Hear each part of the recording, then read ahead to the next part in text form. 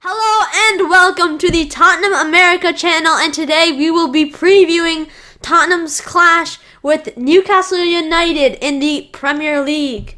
First of all, the match will be shown on USA Network and Telemundo. The match is going to be on Sunday, October 23rd at 11:30 Eastern Time.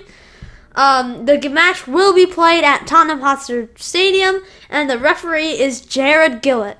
Let's continue to recent form for both teams. Tottenham Hotspur are coming off the back of a top 6 loss against Manchester United at Old Trafford after a period of 4 unbeaten games.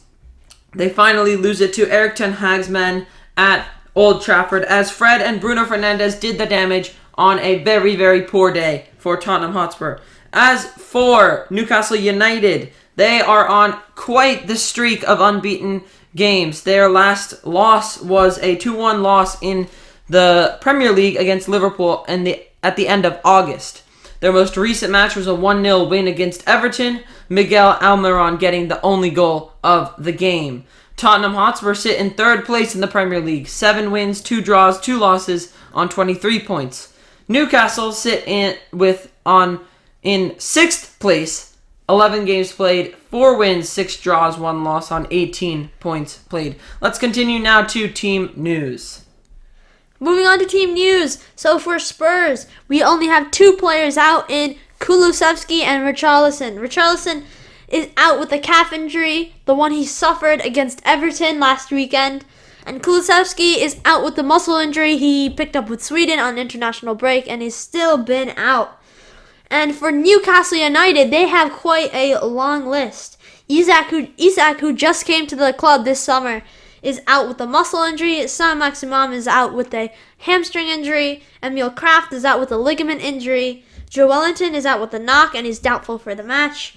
Carl Darlow is out with an ankle injury. And Matt Ritchie is out with a calf injury.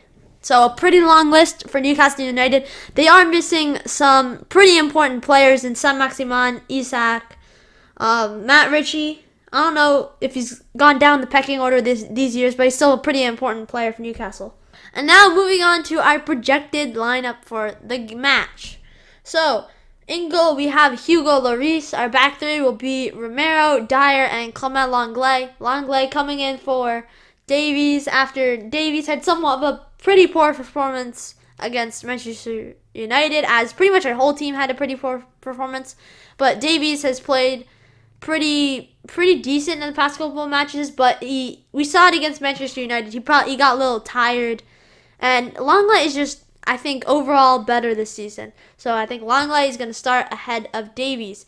Then our 2 wingbacks are going to be Emerson, who is returning from his 3-game suspension, which he picked up in the game against Arsenal when he got a straight red card for a harsh tackle on Martinelli. And then on the left side, Sessegnon will come in for Perisic, since Perisic played on Wednesday against Manchester United. And it looks like we're probably going to play a 5-3-2 or a 3-5-2, because Conte clearly, he said he favors it, but I don't think this is going to work. In my opinion, I don't think a 3-5-2 is the way to go. We could start Lucas, or Heel, but I doubt Heel will start. We could even play Perisic as like a winger, but Conte clearly says that he wants to go with a 3-5-2. So our 3 in midfield would be Højbjerg, Bentancur, and Bissouma, and our 2 up top, no one else but Kane and Son. Yeah, Lloris had probably the match of the season against Manchester United. He was absolutely stellar and kept us from going from 4-5-0 down. Romero was better than the other 2 in defense. Dyer was pretty terrible, but really, let's be honest, who else are we going to replace Dyer with? Sanchez never is going to hold up that patience that Dyer has in that center defense position. And then, of course, Lenglet, who is, I think, miles better right now than Ben Davies based on his recent form. I really don't know why he didn't play Manchester United, especially considering he was benched for Everton. I was thinking that Manchester United would be his game to come on, and I think we would have benefited if he played because Davies did not do well. Going into wing-back position, Emerson Royale. He's going to come in for Matt Doherty. Doherty has played Everton and United. Everton was a good performance for Manchester United. I think the whole team just kind of fell apart.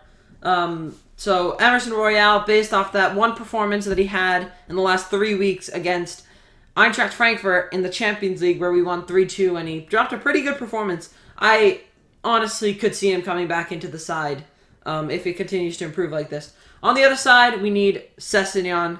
Perisic did look pretty tired against Manchester United, and I think Sessegnon will come in. This is a good thing about our squad depth. We can keep rotating, and this is what we need. So we have to make sure we're rotating.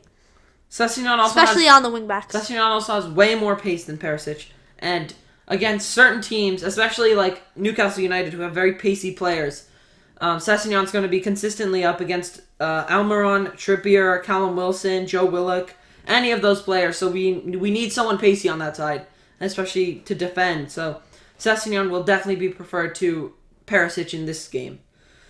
Moving to midfield, Bentancur and Højbjerg are always going to be our midfield too. Bissouma is not one that we want to put in, but given our injuries and the fact that Conte's unlikely to start Lucas Moura or Brian Heel, Bissouma will slot into midfield for that 3-5-2 formation.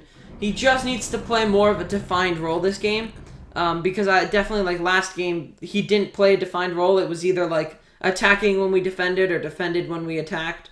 And he was kind of in the wrong place at the wrong times and just playing a very passive role, not really helping do anything in that midfield. So it might be better if we push someone up. I think that'll probably be Bissouma, who will push up towards the front a little more than we did against Manchester United, because Newcastle aren't such a big club as Manchester United, as such a powerful team, I think. And we'll have easier job containing them. And then, of course, Kane and Son up top. Kane had a better performance, in my opinion, against Son, versus Son against Manchester United. Kane got on the ball a little bit more, but there's no one else to start, and we know they love to bag goals against Newcastle United. So why not just start them? Yeah. We need Kulusevski back. We really need Kulusevski back. He was so important. Hopefully he'll be back for our next match after this. Hopefully. Because our next match is a Champions League meeting with Sporting. And if we lose that, then we have to win at Marseille away to get into the next round of the Champions League. So this is kind of like a must-win against Sporting. And it's pretty vital. Pretty vital, this game. Let's move to head-to-head with Newcastle. So our last match was a 5-1 demolition of them at Tottenham Hotspur Stadium. Fabian Schär opened the scoring with a free kick. Davies gets us back level with a header. And then Doherty, Son, Royale, and Steven Bergwijn score for Tottenham Hotspur to give us a demolition game against Newcastle United.